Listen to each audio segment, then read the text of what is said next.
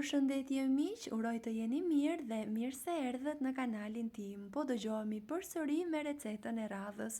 Unë jam Andalina nga sofra ime. Sot kam përgatitur kulaçin e gjyshes me hirë djathi.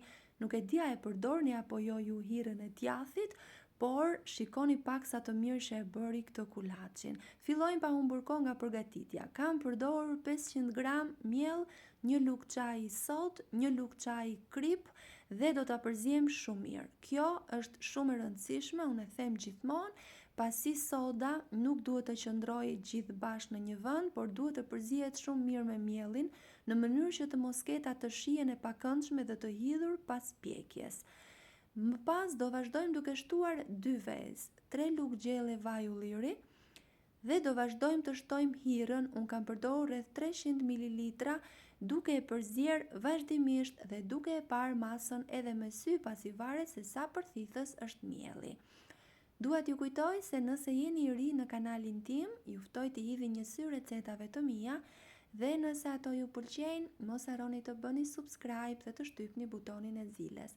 Kështu do njoftoheni për çdo recetë të re të postuar. Çdo ditë postohet nga një recetë në kanal.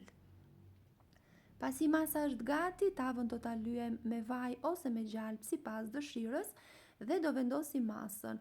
Unë gjithmonë brumin e kulaçit nuk e bëj të fortë, e bëj gjithmonë në këtë konsistencë, pasi më pëlqen shumë rezultati që ka pas pjekjes.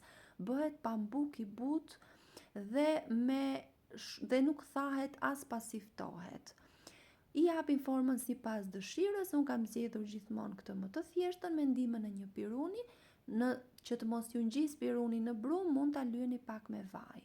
E pjekim në 200 gradë derisa të jetë gati. Pjekja gjithmonë në varësi të sobës që keni.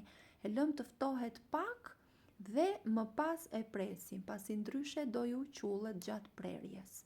E lëm të kulloj pra dhe e keni gati. Mund ta shoqëroni me çfarë të keni dëshirë. Nëse ju pëlqeu kjo video, për të më mbështetur, mos harroni të bëni like dhe të lini përshtypjen tuaj në koment. Do ishte kënaqësi për mua të më shkruani se nga cili vend i Shqipërisë apo i botës më ndiqni. Faleminderit.